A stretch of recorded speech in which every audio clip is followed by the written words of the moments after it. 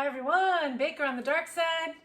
I am doing a treat for the soccer girls this weekend. I got my hairnet on. You can always tell I'm baking for somebody else when I've got my hairnet on. This is kind of a fun like fall treat. It's a little bit of a play on an oatmeal scotchie.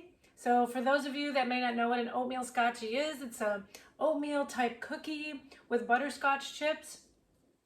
This is going to have that, but it's also going to have peanut butter. So I like the peanut butter in this because it cuts down some of the sweetness. So that's my thing. All right, we're gonna do it. It also makes a half sheet, so it makes a lot. So that's good.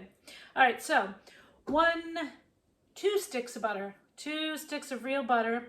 I had melted and cooled it, and then 2 cups of brown sugar. Light or dark, it's up to you. They both work. So we're gonna mix that up. I've got this kind of incorporated, but now I'm gonna kind of whip it up till it's light. So I'm gonna whip that up. I'll be right back. Okay, I'm back. I whipped it up on medium high for about 3 minutes. So it looks nice and light and fluffy like that. If you have dark brown sugar, it'll be a little darker, but you still want that light, fluffy texture to your butter and your brown sugar. And I scraped it down. And now I'm going to add 1 teaspoon of vanilla. And I'm going to add a couple of eggs, okay? 2 eggs. And I'm gonna mix that. Okay, now I'm gonna add the dry ingredients. So, it's 1½ teaspoons of baking soda. And when I have something that's inherently sweet like this, I do add salt because you want it to just not be too sweet. So ½ teaspoon of light salt, 2 cups of all-purpose flour. Yep, I'm putting it all in at once. 4 cups of qujck oats, not old-fashioned rolled, qujck oats. And that's, they're just basically milled smaller, basically. Okay, I've mixed the dry ingredients in. You want to mix this a little bit of time because you want those oats to kind of soften up a little bit. And you want them to take up a little bit of the moisture. All right, got my gloved hands. Sometimes I like to spray one of my hands to help with the spreading. And we're gonna take about 2/3 of this mixture. So this is what it looks like, okay? It's like a cookie dough. We're gonna take 2/3 of it and we're gonna spread it. So just take some globs of it. You're gonna judge this. You want a little bit left over to cover the top. But you want to have a base down because we're going to have a filling and you don't want it to go through the bottom. So I left about that much. All right, so I usually grease my hands down. Spray your hands down with gloves and that makes it easier to spread and not stick. Now I have this greased parchment paper underneath. This is to keep the filling in because the filling that I'm making is kind of sticky and gooey like a candy. And you don't want it to spill out and go to the bottom of the bars. And if it does, in this case, you've got the parchment paper there. And parchment is really great for non-stick. So this is a very thin layer that you're making. If you feel that your hands are starting to stick, just put a little more on there, a little more spray on there, or butter or oil, something that's gonna be easy. I'm almost there. I might have judged this almost perfect. We'll see. It's gonna be close. Did I make it? Did I judge it? I think I did. Wow. my eyes. So you want to just make sure there's no holes in the bottom. You want to make sure no holes. And it's all the way to the edges. Because, like I said, you don't want the filling to go underneath. All right. There it is. Ta-da! Okay. So now we're going to make the filling part. The filling is very easy. The filling is a 1/4 cup of peanut butter. Not a ton of peanut butter, just enough to take a little bit of the sweetness out of the butterscotch. Then 1 bag of butterscotch chips. Now if you wanted to make this peanut butter, it would work with peanut butter chips too. And then 1 can of sweetened condensed milk.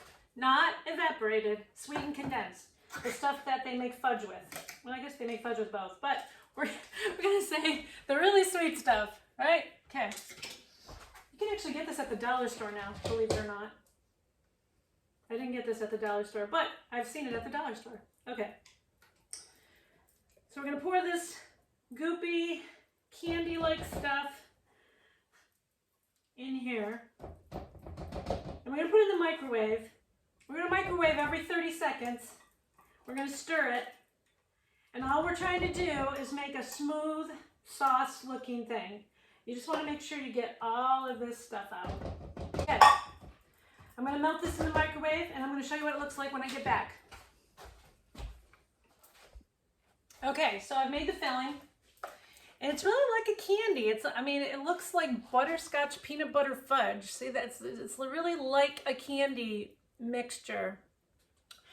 So put it in the microwave every 30 seconds. Keep stirring until it's a nice smooth consistency. And now you're going to kind of pour this over as best you can. Now, I've got my greased glove again, so I'm gonna just spray it one more time. And this is also gonna spread this candy pretty easily too. You could use a spatula. What do I always tell you about the bakery? We use our hands a lot. Now I'm not going all the way to the edge with this, and the reason is that I don't want it to go underneath. Like I said, I don't want the candy to go underneath. So if you just go you leave like a 1/4 inch. A lot of the times with this recipe is I have put chopped up pretzels in here. I have put Reese's Pieces in here. I have put chocolate chips in here. I have made it my own peanut butter cups. And at this point, if you want to add some kind of filling in there, you can. Now, you've got this 1/3 of a dough left. So now we're going to clump it over the top in little pieces. What I like to do is I like to make sure I get it on the corners as much as possible and the edges. I like to make sure that the edges are surrounded, so to speak, kind of making a wall. Go around the edge first with my mixture, if possible. I think I can do it. And now I'm just going to quickly throw little random pieces of the rest in the middle. All right. So I am putting this down. Potato chips, that would also be a really awesome attachment to this too. So you're kind of pressing this in. All right, and then I'm going to sprinkle it with some mini chocolate chips. Some of them, I think I'm just going to do half in case somebody doesn't want the chocolate.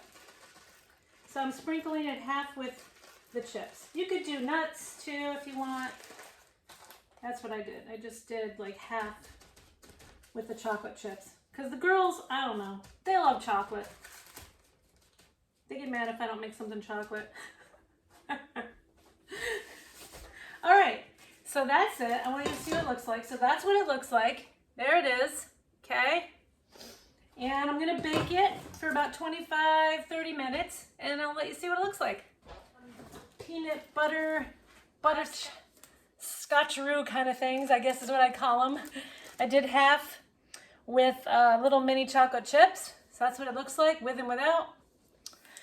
So what you do is, I've let this cool completely. It actually doesn't taste bad chilled either. And I did this on parchment so that it's very easy to lift out. So what you're gonna do is you're gonna get another cookie sheet that's the same size, and you're gonna flip this baby over just like that. And you're going to undo it. See that? And then you're gonna peel off the parchment. Okay. And then you're going to take a trusty cutting board and you're going to go over the top. And then you're going to flip it again. Flip. Okay. And now we're going to cut it. I want to make some small bars. You got to use that serrated part so that you can saw through there without breaking it. You have to hold the edge because you don't have the pan there to support you. Okay. And I like to do these little mini bars. That way if the girls decide to have two, they don't feel so bad. All right. And then I think that's going to be the best way. So I do half first just to judge it. So you cut in half and then half again of each half. That's the easiest way to judge it when you're cutting a lot of bars. And I told you, you could decorate this any way you want. You could even put some more melted chocolate on top, and you could put some Reese's Pieces on top. I mean, you can go a little crazy with this.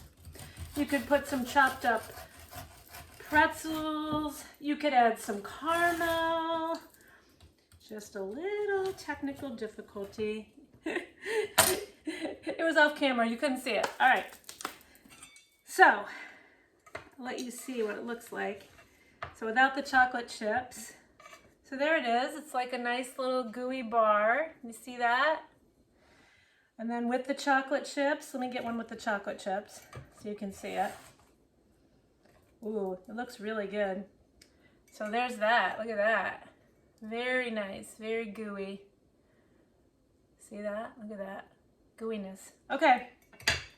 So I'm going to cut it half. There's like a gooey caramely center. Okay. See it. Mmm. It is so good. And that peanut butter, it tames that butterscotch a little. So good.